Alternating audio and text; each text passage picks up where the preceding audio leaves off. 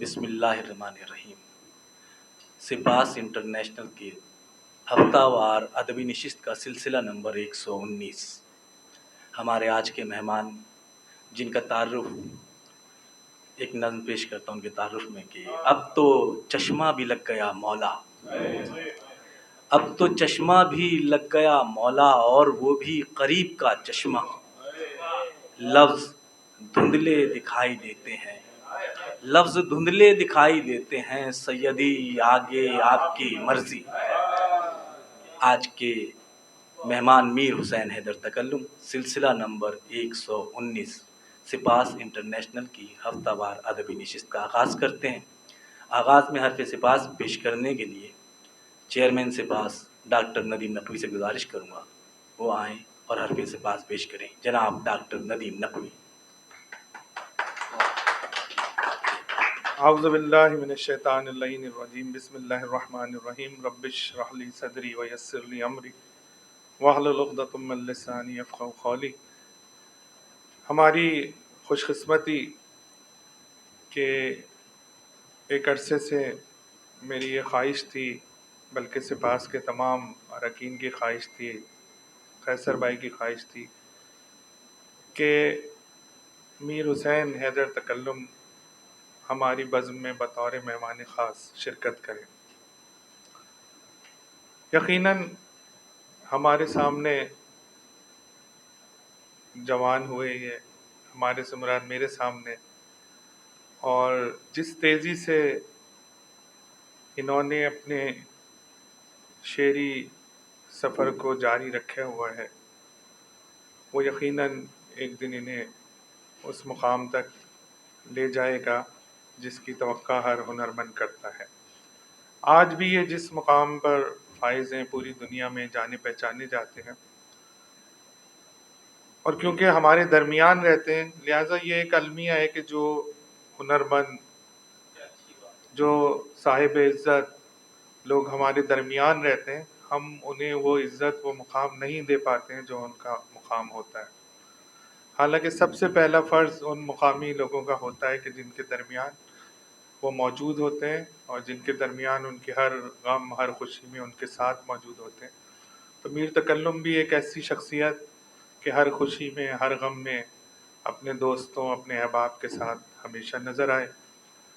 اس کے علاوہ ایک بہت ہی باادب انسان ہیں، گے بزرگوں کا ادب کرنا جانتے ہیں، بچوں سے بہت شفقت سے پیش آتے ہیں،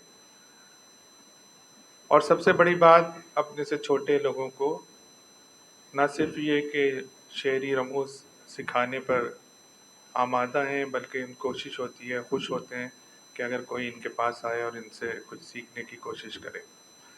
وقت، دامن وقت میں گنجائش بہت کم ہے، کیونکہ شام تکلم ہے، اور ابھی میں شام تکلم لکھا ہوا دیکھ رہا تھا تو اب میرے ذہن میں ایک دم خیال آیا کہ تکلم سے تے اٹھ جائے، تے ہٹ جائے، تو وہ شام تے اور کاف، تو علم جو ہے وہ یعنی ہوگا، تو وہ انشاءاللہ ہم ان سے جو ان کا کلام سنیں گے، جو بھی ساری ان کی چیزیں، ان سے باتیں کریں گے، ان سے گفتگو کریں گے، سب سے پہلے یہ اپنے بارے میں بتائیں گے کہ کس طرح ان کی شاعری کا آغاز ہوا، کس سے متاثر ہوئے، اور پھر کیونکہ رسائی ادب کا اس وقت سب سے معتبر اور سب سے مشہور حوالہ میر تکلم ہے، مختلف نوحہ خواں، مختلف منقبت خواں جو ہیں وہ ان کے کلام کو پڑھنے میں فخر محسوس کرتے ہیں، تو ان سے ان کے بارے میں سنتے ہیں، اور پھر آپ لوگوں کے سوالات، اور پھر تکلم صاحب اپنا کلام سنائیں گے۔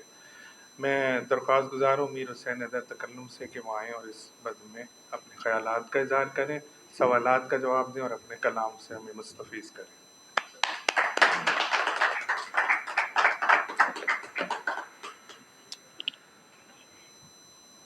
بسم اللہ الرحمن الرحیم۔ معزز سامعین، سب سے پہلے آپ تمام حضرات کا بہت ممنون، متشکر، اور بالاخص میرے برادر محترم جناب ڈاکٹر ندیم نقوی صاحب، برادر عزیز جناب قیصر عباس قیصر شاعر اہل بیت، اور جو اس ادارے کے دیگر اراکین ہیں، میں ان کا انتہائی ممنون اور متشکر کہ آپ نے اس حقیر فقیر کو اس قابل جانا کہ آج آپ کے درمیان باقاعدہ گفتگو ہو سکے، کوئی نشست ہو سکے۔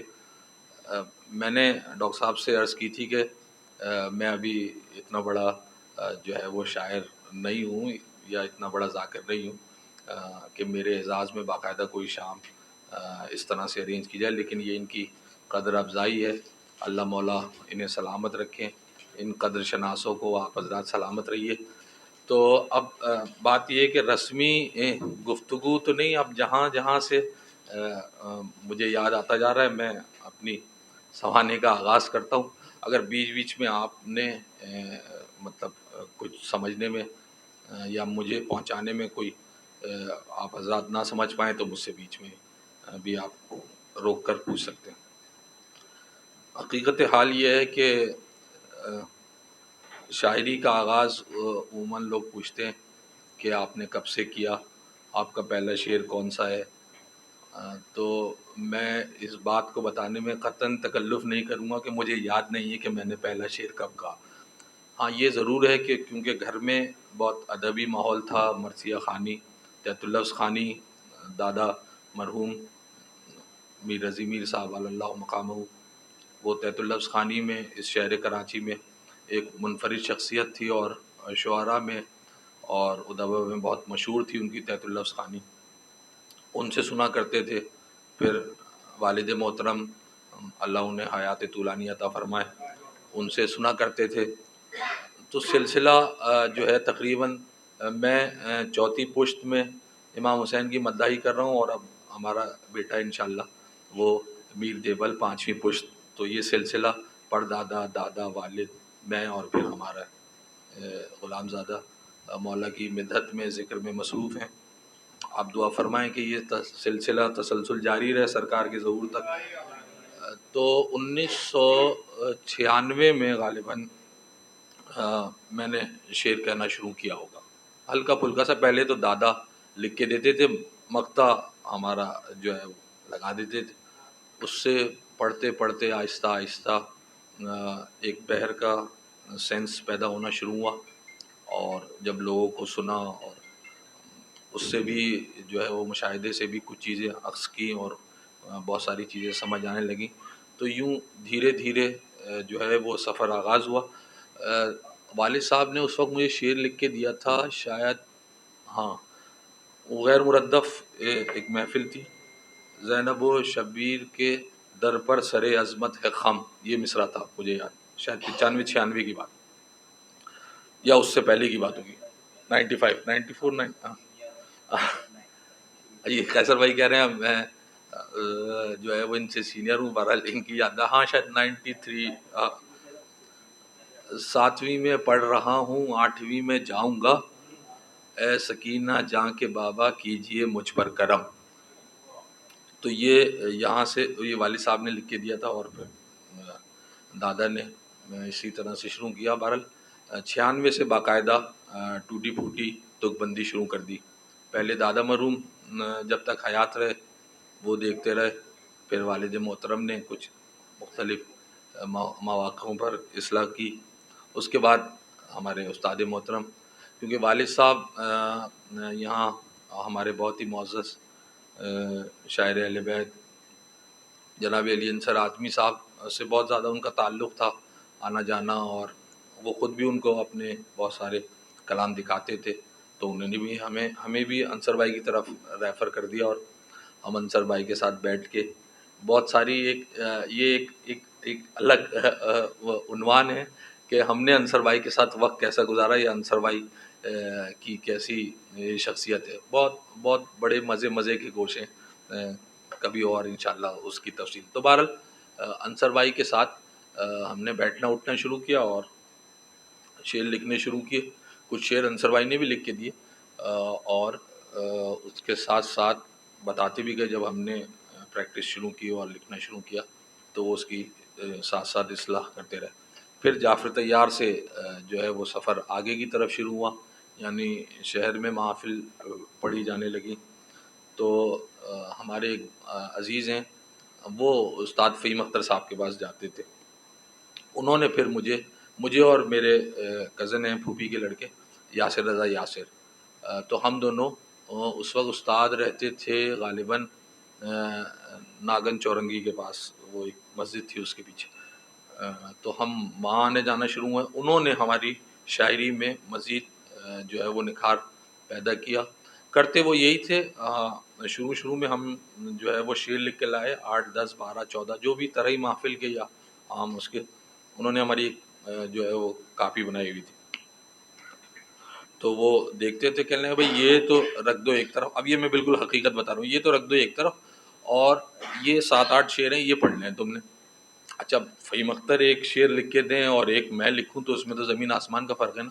وہ دھیرے دھیرے کیا ہوا صاحب، ہمارا محافل میں ایک اسٹیٹس، ایک مقام بننے لگا، اور لوگوں کے ذہن میں ایک اسلوب اور ایک ہر آدمی کا ایک جو ہے وہ طریقہ ہوتا ہے شعر کہنے کا، وہ دھیرے دھیرے لوگوں کے ذہن میں بننے لگا.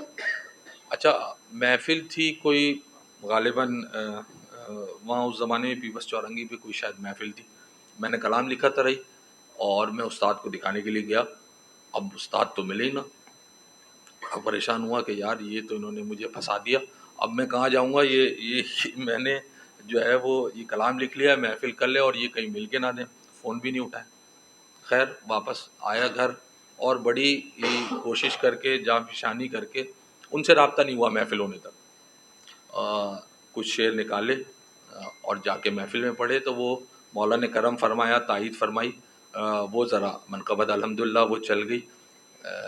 پھر میں بعد میں استاد کے ساتھ بڑا جزبز ہو کے آیا کہ یار آپ نے تو مروا دیا، اور اتنی بڑی محفل تھی، طرح محفل، اتنے سارے لوگ سننے والے، اور آپ نے جو ہے وہ غائب ہو گئے. میں کس کو دکھاتا، کس سے پوچھتا. تو کہنے لگے میاں ہم نے یہ جان کر کے کیا تھا، کب تک تم ہمارے سہارے پہ رہو گے، اب تمہیں خود جو ہے وہ اندازہ ہونا چاہیے، اور اب تمہیں خود لکھنا چاہیے. یہ ان کی ایک تربیت کا طریقہ تھا. بہرحال اس نے بہت جو ہے وہ فائدہ پہنچایا. بہت سارے رموز شاعری کے اعتبار سے ہم نے ان سے سیکھے، اور وہ اب تک جو ہے وہ شعر لکھتے ہوئے کام آتے ہیں. اس کے بعد جناب گور جارچوی صاحب سے تلمبز اختیار کیا انہوں نے، کیونکہ وہ بہت زیادہ ان دنوں علیل ہو گئے تھے اور ان کی طبیعت بہت زیادہ ناساز رہنے لگی تھی. تو انہوں نے مجھے گور جارچوی صاحب کے پاس ریفر کر دیا. ہم گور بھائی کے ساتھ بیٹھنے لگے. تب ہم جو ہے وہ الحمدللہ مصرع پختہ لکھنا شروع ہوئے تھے. تو وہ ان سے غالباً 2 4 کلام ایسے ہوں گے جن پر شاید اصلاح لی ہوگی، لیکن وہ استاد کی حیثیت رکھتے ہیں اور استاد ہیں، اللہ مولا انہیں سلامت رکھیں. تو یہ تو ہماری صاحب شاعری کا آغاز ہوا. پھر دھیرے دھیرے جو ہے وہ شہر کی محافل پڑھی جانے لگی. اتفاق سے برادر عزیز جناب میر حسن میر صاحب، اس وقت جو ہے وہ نام ہو چلا تھا ان کا منقبت خوانی کے حوالے سے باقاعدہ. تو ان کے ساتھ پھر بیٹھ کر یہ مناقب کا اور یہ نوحوں کا سلسلہ شروع ہو گیا. شروع میں تو بہت مشکل پیش آتی تھی نوحہ لکھنے میں، کیونکہ منقبت خوانی کے لیے شعر لکھنا ایک الگ معاملہ ہے، نوحہ لکھنا ایک الگ معاملہ ہے. تو بہرحال مجھ جیسے جونیئر کو 2003 4 میں یہ دشواری شروع میں آتی تھی، کیونکہ نوحہ آپ مجھ سے بہتر جانتے ہیں، نوحہ جو ہے وہ سادہ زبان مانگتا ہے. شعریت کا مارجن بہت کم ہوتا ہے نوحے میں. جو بینیہ نوحے ہوتے ہیں، جو نوحہ خالص نوحہ جو ہوتا ہے اس میں جو ہے وہ آپ بہت زیادہ کوئی جو ہے وہ اگر شاعری دکھانے کی کوشش کریں گے یا تراکیب کا بہت زیادہ استعمال یا بوجھل لفظ استعمال شروع کریں گے، تو وہ سامع کو، سننے والے کے لیے جو ہے وہ براہ راست اس تک بات نہیں پہنچے گی. جبکہ نوحہ تو آپ کو ایسا مصرع کہنا ہے یا ایسی کوئی منظر بیان کرنا ہے جو فوراً سننے والے کے دل پر اثر کرے اور وہ گریہ پر آمادہ ہو جائے اور جو ثواب کا ذریعہ بنے. تو اس طرح سے ہماری یہ صاحب نوحہ خوانی، نوحہ گوئی اور منقبت گوئی جو منقبت خواں حضرات کے لیے لکھی جانے لگی. پھر دھیرے دھیرے اس توسل سے مولا نے ساری دنیا میں بلایا، اور وہاں اب بھی جو ہے وہ جانے آنے کا سلسلہ ہے، اور کوشش کر رہے ہیں کہ کچھ مولا کے ذاکرین میں ہمارا بھی نام ہو جائے. تو اب اگر بس یہ مختصر سی کہانی تھی. آپ حضرات کے ذہن میں کوئی بات ہے تو وہ مجھے بتا دیجیے, میں کوشش کروں گا کہ بہت شکریہ. سب سے پہلا میرا سوال جی یہ جی ہے کہ ماشاء اللہ آپ کے گھرانے میں استاد موجود تھے, آپ کے جی ہاں جی دادا, آپ کے جی جی جی اس کے بعد پھر آپ نے 2-3 اساتذہ کے نام جی ہاں جی. تو یہ 2-3 اساتذہ کی ضرورت کیوں پڑ گئی؟ دیکھیے گھرانے میں تھے بالکل, اس میں کوئی شک نہیں ہے, لیکن فی زمانہ ہمارے دادا یقیناً اس وقت 80-85 برس کے رہے ہوں گے جب ہم نے شعر کہنے کا آغاز کیا. اور تو وہ آپ اچھی طرح سے جانتے ہیں کہ وہ ایک رشتے کی وجہ سے ایک گیپ رہتا ہے. آپ جو ہے وہ اپنے استاد سے اگر وہ بہت زیادہ بزرگ ہو اور تو آپ بہت زیادہ ادب مانے ہوتا ہے, آپ بہت زیادہ اس سے بات نہیں کر سکتے, یا اگر اس نے ڈانٹ دیا تو آپ تو بس کے خاموش ہو گئے, آپ میں ہمت بھی نہیں ہوتی, اور میرے خیال میں تہذیب کا تقاضا بھی یہ. تو یوں ہم نے جو ہے وہ باہر نکلنا شروع کیا. اچھا پھر انصر بھائی آپ مجھ سے بہتر جانتے ہیں انصر بھائی کے پاس کہ بھائی وہ کبھی ہیں کبھی نہیں ہیں, کبھی کدھر ہیں کبھی کدھر ہیں. تو آدمی انصر بھائی کے بھروسے جو ہے نا وہ بڑا مشکل ہے. اب یہاں تو روزانہ محفل پڑھ لیے, کہیں کہیں کچھ کرنا ہے, کبھی مرثیے کا معاملہ ہے. تو آپ سارے جاوتیار کے لوگ یہاں جانتے ہیں ان کا, آپ سیلانی مزاج, کبھی یہاں کبھی وہاں کبھی وہاں. تو اب یہ معاملات تھے جو ہمیں جو ہے وہ آگے کی طرف بڑھنا پڑا. فہیم اختر کے بعد تو ختم ہو جانا چاہیے. فہیم اختر کے پاس ہی ختم ہو جاتا, لیکن وہ کیونکہ ان کی طبیعت بہت زیادہ اس وقت ناساز اور معاملات ایسے تھے کہ وہ بہت زیادہ توجہ نہیں دے پاتے, تو انہوں نے خود, میں نہیں جانا چاہتا تھا, نہ میں نے کبھی کوشش کی, انہوں نے خود مجھے جو ہے وہ ریکمینڈ کیا کہ بھائی یار اب تم جو, کیونکہ آخری وقتوں میں انہوں نے بھی بہت کم کر دیا تھا لکھنا لکھانا, تو انہوں نے خود مجھے گوہر بھائی کی طرف ریکمینڈ کیا تھا. بیسیکلی شاعری میں وہ تو ایک ہی مزاج ہے. دیکھیں گوہر بھائی ہو یا فہیم اختر, یہ آپ دو نام نہیں کہہ سکتے, بعد میں جا کے دو نام ہوئے مزاج کے اعتبار سے. تھے تو وہ انہی کے شاگرد گوہر جارچوی صاحب بھی, تو وہ جو ہے وہ پھر انہوں نے. جی آپ کچھ کہہ رہے ہیں؟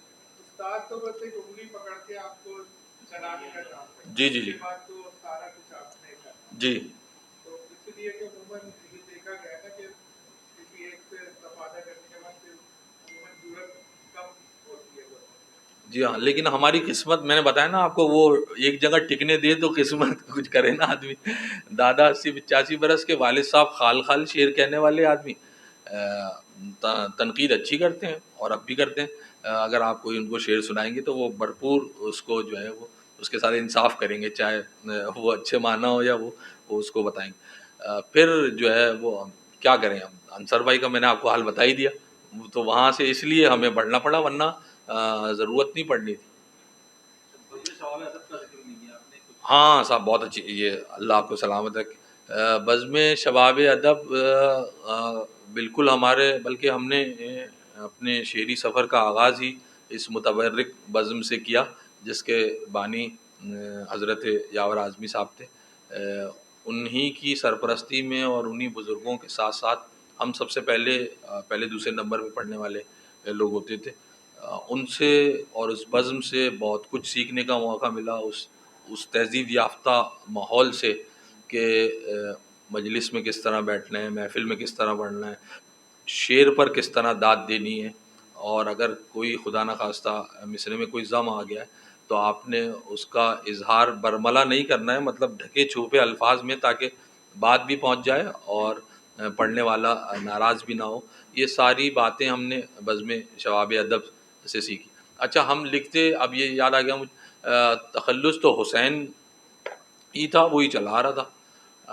یہاں ایک دفعہ ایک غزل کا مشاعرہ ہوا, بزم شباب ادب نے ایک مشاعرہ رکھا صاحب غزل کا, اور اس میں نے کچھ شعر لکھے غزل کے, تو اب وہ حسین ہی مقطع میں لکھ دیا. تو مجھ سے یہ انیس عابدی صاحب کہنے لگا, ارے یار یہ غزل میں حسین, یار کوئی مزہ نہیں آ رہا, کچھ جو ہے نا وہ چینج ہونا چاہیے. تو میں نے بولا بتائیے کیا ہونا چاہیے. کہنے تم ایسا کرو, تم تکلم نام رکھ لو. میں نے بولا یار یہ تو اچھا ہے. پھر آ کے والد صاحب سے بات کی تو انہوں نے بولا ہاں یار یہ تخلص تو اچھا ہے. تو یہ تخلص جو ہے وہ جناب, ہاں یہ جناب انیس عابدی صاحب اپنے تکلم. اچھا پھر وہ کیونکہ تکلم کی عدد 4 بنتے ہیں، میرا نام حسین حیدر ہے، وہ 8 بنتا ہے عدد کے حساب سے، تو وہ 4 اور 8 کا جو ہے وہ ایک میل ہے وہ، تو اس وجہ سے اور وہ جو ہے نا وہ موضوع ہو گیا.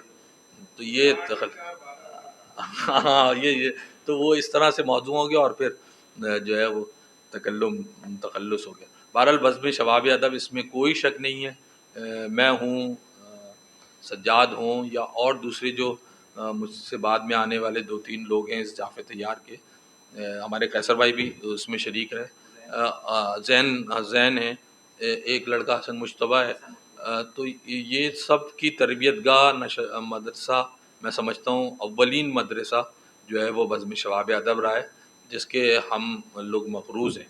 انہوں نے بہت بڑا کام کیا. اب جیسے آپ کا ادارہ یہ اسی طرف مائل ہے اور یہ کوششیں کر رہا ہے کہ آنے والے شعراء کی جو ہے وہ تہذیب اور شعر کہنے کا طریقہ، ڈھنگ، اسلوب، اس سب پر جو آپ حضرات کام کر رہے ہیں، بس اسی طرح سے جو ہے وہ بزم شباب ادب کا بھی یہی کام تھا اس زمانے میں. اور الحمدللہ یہ میرے خیال میں جعفر طیار کو یہ فخر حاصل ہے کہ یہاں ابھی ہم نشست سے پہلے بھی یہی بات کر رہے تھے کہ یہاں اب تک ادبی ماحول باقی ہے الحمدللہ، اور دیگر علاقوں کی بنسبت اللہ مولا قائم رکھیں اس کو. جی جی ہاں جی ہاں جی جی ہوں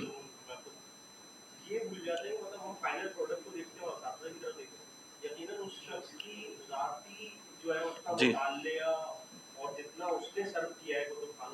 جی جی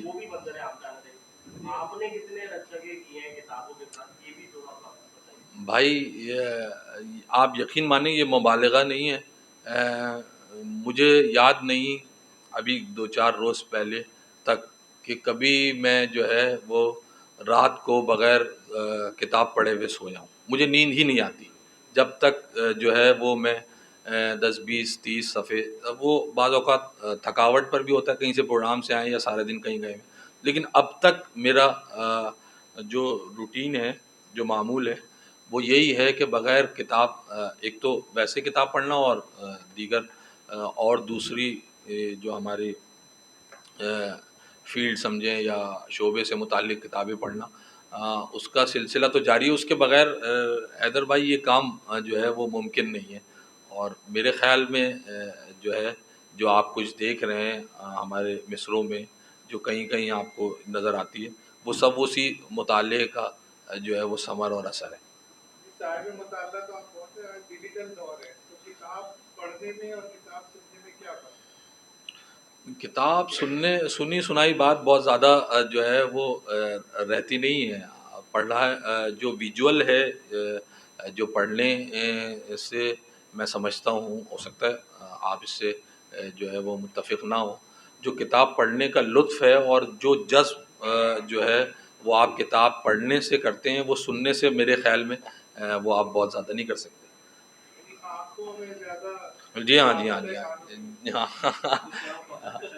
ہاں وہ پڑھنے کے لیے تو آپ کو پھر آپ سن رہے ہیں تو آپ کا دماغ اور طرف بھی ہے. ارے یار کہاں کتاب، وہ کہا تو ہے ہمارے کچھ دوستوں نے کہ آپ کتاب لے آئیں، تو انشاءاللہ آپ کوشش کریں گے. تو ہاں آئیے دیکھیے ان کو وہ دادا کی کتاب تیار ہے الحمدللہ، اس میں کچھ پروف ریڈنگ کا کام باقی ہے، تو اس کے بعد انشاءاللہ جو ہے وہ ہم اپنی کتاب بھی لے آئیں گے انشاءاللہ. اصل میں کام بہت زیادہ ہے اس میں جو ہمارے متعلق ہے. شعر تو ہمارے بہت سادہ ہوں گے، لیکن جب آپ کتاب میں کرنے چاہتے ہیں، نصیر ترابی کہتے تھے کہ شعری مجموعہ لانے کے لیے غالب کی طرح قصائی ہونا پڑتا ہے. قصائی ہونے کا مطلب یہ کہ اپنا شعر کاٹنا آسان کام نہیں ہے. تو غالب کے صرف 1600 1700 یا 1800 شعر ہیں، اور باقی بس صرف 1600. یہ کوئی مطلب اتنا بڑا حجم نہیں ہے، جبکہ میر کے 6 دیوان، سودا کے اتنے، مصفی کے 9-10 دیوان. لیکن جو ہے وہ غالب، آپ دیکھ لیں غالب ہی، اس کی وجہ یہ ہے کہ اس کی سلیکشن، اس کا انتخاب ایسا تھا کہ اس نے قلم زد اتنے اپنے اشعار کیے، جس کی وجہ سے وہ جو ہے وہ آج تک باقی ہے اور آج تک ہاں انشاءاللہ کوشش تو یہی ہے. اب 1800 تو نہیں ہوں گے غالب کی طرح سے لیکن کچھ ہو جائیں, 2-4 شعر ہی ہو جائیں. ہاں یہ بتائیں تکلم جی جی بسم اللہ. ہم اگر کیا کہتے ہیں اپنا کراچی سندھ سے باہر نکلیں, پنجاب کی سائڈ ہم جائیں یا خیبر پختونخوا کی طرف جائیں, خاص طور سے پنجاب, ادھر ہمیں جو رسائی ادب کے شاعر ملتے ہیں اس میں بہت سارے نام ہیں جو رسا میں شعر کہہ رہے ہیں اور بے تحاشا کہہ رہے ہیں اور نمائندہ لوگ ہیں, اور لیکن وہ اسی طرح غزل میں بھی اسی طرح شعر کہہ رہے ہیں. اگر وہ آپ کو کہیں منقبت کے مشاعرے میں سر فہرست نظر آئیں گے تو اسی طرح غزل کے مشاعرے میں بھی سر فہرست نظر آتے ہیں. لیکن اب کراچی کے حوالے سے کیا کہتے ہیں جب بات ہوتی ہے غزل کے اوپر تو ہم اپنی باتوں میں غالب کا تذکرہ کرتے ہیں, میر تقی میر صاحب کا تذکرہ کرتے ہیں, لیکن آج کا جو شیعہ شاعر ہے وہ جو باقاعدہ رسائی ادب میں شعر کہہ رہا ہے وہ غزل کہتے ہوئے یا کوئی پوچھ لے تو بڑا تکلف کرتا ہے اور بتانے میں ہچکچاتا ہے کہ میں غزل کہتا ہوں یا نہیں. سب کے لیے نہ ہو, فیس بک پہ وہ غزل پوسٹ نہیں کرتا, لکھ بھی رہا ہوگا, آپ سے بھی کئی بار کہا ہے تو آپ نے کہاں لکھی ہے میاں ایک ہی غزل ہے. تو یہ کیوں ہے, کیا غزل ایک کوئی بری چیز ہے یا مذہبی اینگل سے آپ لوگ اس کو بہت زیادہ کچھ چیزیں تو دیکھیں نا, اگر اس کو آپ شرع کے حدود و قیود میں لائیں گے تو کچھ چیزیں تو خطرناک ہیں غزل کے حوالے سے, جو عام لہجہ ہے اسلوب ہے غزل کا. اچھا مسئلہ بھائی ہمارا یہ ہے کہ ہم آل محمد کے شاعر کے نام سے مشہور ہوئے یا ذاکر کے نام سے مشہور ہوئے, تو کچھ چیزیں جو ہے وہ ہم پر حلال ہوتے ہوئے بھی حرام ہیں. لیکن تکلم بھائی بات یہ کہ چلیں یہ ایک وہ تھا کہ غزل جو ہے وہ عورت سے بات کرنے کا نام ہے, یا اب تو میرے خیال میں یہ والی چیز ختم ہو چکی ہے کہ عورت سے گفتگو غزل, یہ نہیں آپ ہاں بالکل صحیح بالکل صحیح. ہمارے سامنے اب کراچی کے حوالے سے یا بہت سا دیکھیں تو غزل اب ایک بہت بڑا موضوع ہو چکا ہے. جی جی عورتوں کے سے ہٹ کے بھی ہم حالات حاضرہ ہو گیا, ہماری بہت ساری چیزیں, تو اس طرف کیوں نہیں آتی؟ یہ آپ کی بات بالکل درست ہے. ہمارے آنے والے شعراء کو یا موجودہ شعراء کو اس صنف کی طرف توجہ کرنی چاہیے اور لکھنا چاہیے غزل. اپنے مطلب ہر آدمی کی اپنی طبیعت ہوتی ہے, ہر آدمی کا اپنا مزاج ہوتا ہے. میں قطعاً اس بات کے مخالف نہیں ہوں کہ غزل نہ لکھی جائے, بالکل لکھنی چاہیے اور جا کے پڑھنا بھی چاہیے. بس وہ جو آپ مجھ سے بہتر جانتے ہیں جو حدود و قیود ہیں, اگر اس میں ہو تو میرے خیال میں مناسب ہے. جیسے کہ آپ کہہ رہے ہیں دنیاوی ادب پر, اور جیسے منور رانا صاحب نے ایک موضوع لیا ہوا ہے ماں کے عنوان پہ 36 شعر ہیں ان کے, تو اب وہ غزل میں شامل ہو گیا. بہرحال کسی طرح سے بھی ہے نہیں وہ غزل کا حصہ, مطلب یہ سلسلہ فکر غزل کا حصہ نہیں ہے, لیکن اب وہ شامل ہو چکا ہے غزل کے حصے میں. اس تناظر میں ان علماء کرام کو آپ کس کیٹیگری میں رکھیں گے جو غزل کے بہت مضبوط شاعر میں علامہ طالب جوہری صاحب کا نام ہے جو بہت, آپ غازی طالب جوہری صاحب کا کوئی ریختہ ٹائپ کا شعر دکھائیے مجھے, نہیں ملے گا آپ کو. زمیں کا رزق کسی جانور نے چھین لیا, یا اس طرح کے مصرے آپ کو, وہی جو یہ بات کہہ رہے ہیں انہوں نے الگ کینوس پہ غزل جو ہے نا اپنی فارم کی ہے. وہ سمجھ رہے میں وہ جی ہاں جی ہاں بالکل اصل وجہ یہ ہے کہ آج ہم جب ادبی فارم پہ جاتے ہیں صحیح, تو ہمارے جو شیعہ جی جی جی صحیح کہہ رہے ہیں, تعداد میں کم ہوتے جا رہے ہیں. آرٹس کونسل دے رہے ہیں, یہ بات بالکل درست, بالکل درست ہے. میں آج کل نئے بچوں کے نوجوان جو ہے اس کے ماڈل کے طور پہ بھی دیکھے جاتے ہیں نا. اتنا خراب ماڈل, ہاں نہیں خراب نہیں, بارہ اچھا اسے دیکھتے ہیں تو وہ فالو کرتے ہیں کہ بھائی تکلم صاحب غزل نہیں کہہ رہے تو ہمیں بھی نہیں کہنا چاہیے. نہیں اصل میں میری تو بھائی میں نے آپ کو بتایا نا, میری تو مجبوری یہ کہ مجھ پہ ایسی آفت پڑی کہ مجھے اور کہیں جانے کا راستہ ہی نہیں ملا. میں منقبت اور نوحے میں ایسا جو ہے وہ ہوا, یہ خوش بختی بھی کہیے آپ اس کو, کہ مجھے پھر کہیں اور سوچنے کا موقع نہیں ملا. آپ مجھ سے بہتر جانتے ہیں اس وقت نوحہ بہت کم لوگ لکھنے, آپ اس میں جو ہے وہ الحمدللہ آدھی تعداد شعراء کی بیٹھی ہوئی ہے, آپ ان سے پوچھیے خال خال نوحہ لکھتے ہیں. تو یہ آپ کی ایک میرے پر عزائی ذمہ داری جو آپ پڑی, تو اس نے مجھے کہیں اور نکلنے ہی نہیں دیا. میں منقبت اور جو ہے وہ نوحے میں ایسا مصروف ہوا کہ مجھے دوسری اس کی طرف توجہ نہیں کی. حالانکہ بات آپ کی بالکل 16 آنے درست ہے. ہمارے لڑکوں کو آنے والے جو شعراء ہیں، جو جونیئرز ہیں، ان کو بالکل توجہ کرنی چاہیے اس صنف کی طرف، اور جو ہے وہ ہاں ہاں بالکل بالکل، کیونکہ اب صفحے اول میں جیسا کہ یہ کہہ رہے ہیں، پیکر کہہ رہے ہیں، اب صفحے اول میں ہماری طرف سے نہیں ہے، ہاں اب تو کوئی بھی جو ہے وہ نمائندگی کرنے والا نہیں ہے، یہ واقعاً المیہ ہے، یہ ہونا چاہیے. اور میں تو گزارش ہی کر سکتا ہوں، میں اب نہیں آ سکتا اس طرف، کیونکہ یہ کچھ انہوں نے زبردستی 2-4 غزلیں لکھوا لی ہیں، میں وہ سنا دوں گا آپ کو، لیکن جو ہے وہ میں یہ گزارش سمجھیں اس کو، یا جس طرح سے بھی آپ سمجھیں، لیکن ہمارے شعراء کو اس طرف واقعاً توجہ کرنی چاہیے. کم سے کم آنے والے شعراء تو اب کر ہی رہے ہیں، اور میرے خیال میں مزید کرنی چاہیے. بہت اچھا، بہت اچھا. نہیں یہ ادارہ تو الحمدللہ آپ حضرات کی کاوش سے، جیسے کہ آپ کہہ رہے ہیں 119 نشستیں، یہ 119ویں نشست ہے، یہ کوئی معمولی بات نہیں ہے. میرے خیال میں اتنا مستقل مزاجی سے کراچی میں ادبی کوئی ادارہ میری نظر سے یا سماعت سے نہیں ٹکرایا جو اس طرح مستقل مزاجی سے ادب پر کام کر رہا ہو.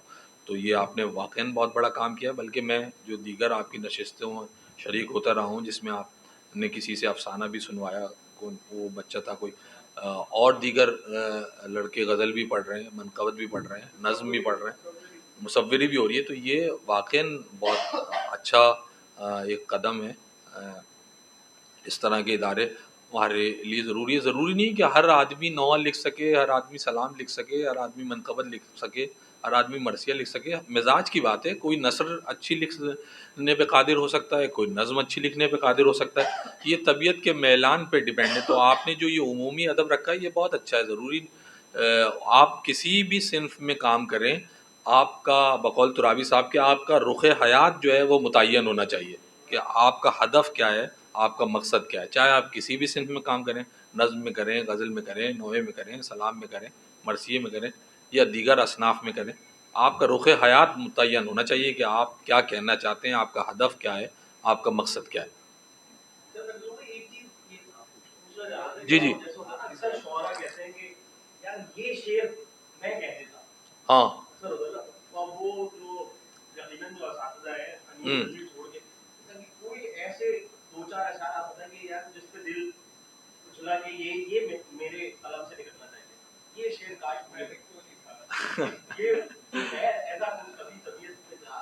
یار یہ تو سوچنا پڑے گا. ہوتا تو ہے ویسے ایسا بعض اوقات.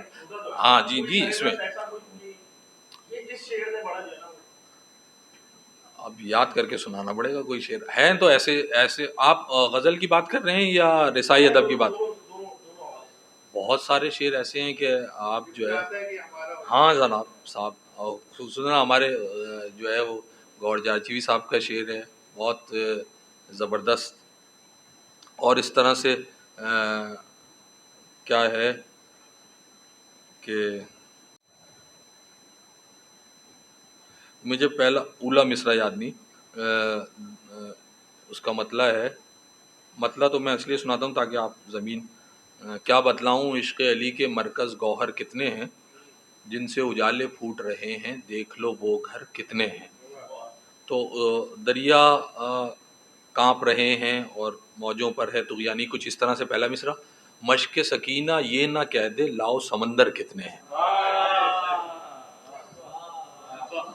تو اس طرح کے اور جو ہے وہ بہت سارے شعر ہیں جو بعض اوقات طبیعت چاہتی ہے کہ ہمیں ہمارے نصیب میں ہوتے، رشک کرنے کو دل چاہتا ہے. آل محمد کا ذکر تو بالخصوص اس میں یہ ہوتا ہے کہ یار یہ کاشی شعر ہمارا. ایسا بھی ہوتا ہے کہ وہ میں نے کوئی شعر لکھا، ایک مثال، اب میں وہ سنا رہا ہوں، کسی نے کہا یار یہ تو میرا خیال ہے اور میں نے لکھا ہے، جبریل کیا ڈبل کر دے. نہیں وہ آپ کر رہے ہوتے ہیں جبریل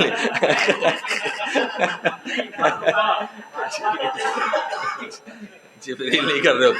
مسئلہ یہ ہوتا ہے نا کہ آپ پر وہ شعر جو ہے وہ آپ کے لاشعور میں چسپاں ہیں. آپ کو ایسا لگ رہا ہے وہ خیال کہیں نہ کہیں سے آپ کے دماغ میں گھوم رہا ہے، اور مثلاً کوئی شعر مشہور ہوا ہے، وہ اس وقت چل رہا ہے سب کے ذہنوں میں، سب شعراء کے ذہنوں میں کوئی مصرع، کوئی ترکیب، کوئی شعر، کوئی مضمون چل رہا ہے. اب اسی مضمون پہ شعر کہتے ہوئے آپ کی نظر پڑی، اسی مضمون پہ شعر کہتے ہوئے کسی اور کی نظر پڑی. اب انہوں نے اپنے جو ہے وہ لفظیات میں لکھا، آپ نے اپنی لفظیات میں لکھا. تو اس میں جبریل کا معاملہ نہیں ہے، یہ آپ کا معاملہ ہے. نکلے تھے روکنے میری رفتار رابلے، نکلے تھے روکنے میری رفتار رابلے، پیروں میں پڑھ کے رہ گئے ہر بار رابلے. نکلے تھے روکنے میری رفتار رابلے، پیروں میں پڑھ کے رہ گئے ہر بار. یہ کون آسمان پہ چلتا ہے ننگے پاؤں، یہ کون آسمان پہ چلتا ہے ننگے پاؤں، ہر شب نکل رہے ہیں چمکدار آبلے، ہر شب نکل رہے ہیں چمکدار آبلے. اے پائے عقل چل کبھی ربضہ کی سیر کر، اے پائے عقل چل کبھی ربضہ کی سیر کر، کھولیں گے تجھ پا عشق کے اسرار رابلے، کھولیں گے تجھ پا عشق کے اسرار رابلے. قسمت پہ پھوٹ پھوٹ کے روئیں گے ایک دن، قسمت پہ پھوٹ پھوٹ کے روئیں گے، کانٹوں سے کر رہے ہیں بہت پیار رہا.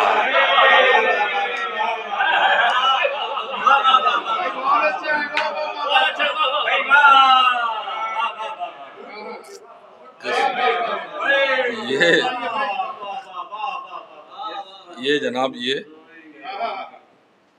اچھا، یہ بس اور ایک بس جلدی سے ہمیں وہ وہاں پہنچنا ہے. یہ کہہ رہے ہیں فون آ رہا ہے.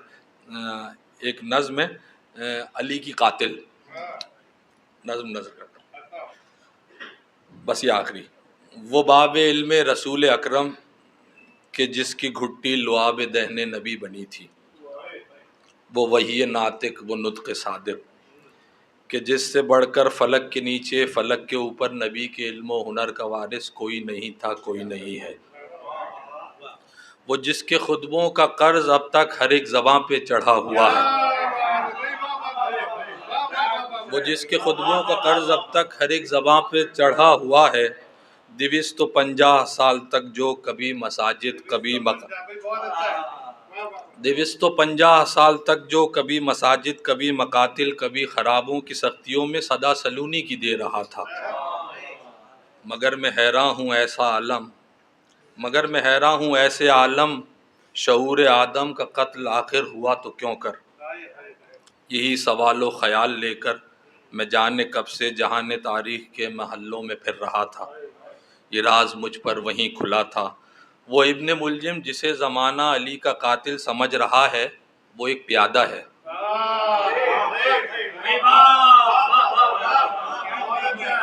وہ ابن ملجم جسے زمانہ علی کا قاتل سمجھ رہا ہے، وہ ایک پیادہ ہے جس کو شے دی کسی حسینہ نے چلمنوں سے، اور اس کے ہاتھوں حسام بغض و حسد تھما دی. پھر اس اسیر ہوس نے ایک دن میان سجدہ غرور سجدہ کے فرق اطہر پہ تیغ دنیا چلا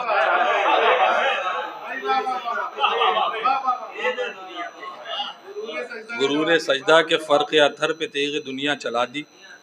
ہاں بظاہر تو ابن ملجم دکھائی دیتا ہے ان کا قاتل، مگر نگاہ خرد سے دیکھو دکھائی دے گی علی کی قاتل سنان نفرت، علی کی قاتل خاموش امت، علی کی قاتل کنیز دولت.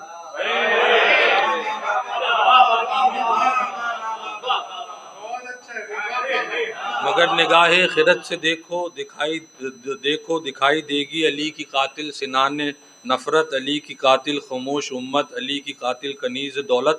کمال یہ ہے جو ان قطاموں کو پالتی تھی وہ تھی جہالت.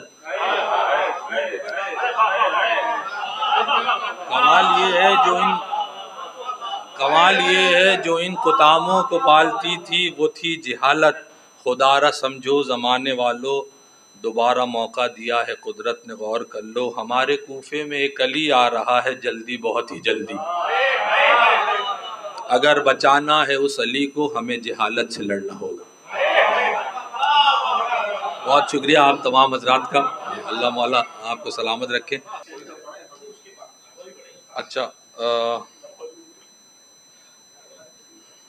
یہ پہلا مصرع واوین میں، چلی سمت غیب سے جب ہوا تو خیال تیری طرف گیا، چلی سمت غیب سے جب ہوا تو خیال تیری طرف گیا، جو حرم میں دل کے دیا جلا تو خیال تیری طرف گیا، جو حرم میں دل کے دیا جلا تو خیال تیری طرف گیا، تجھے سوچتا ہوں قدم قدم، تجھے ڈھونڈتا ہوں حرم حرم، تجھے سوچتا ہوں قدم قدم، تجھے ڈھونڈتا ہوں حرم حرم، کوئی اجنبی مجھے جب ملا تو خیال تیری طرف۔ جناب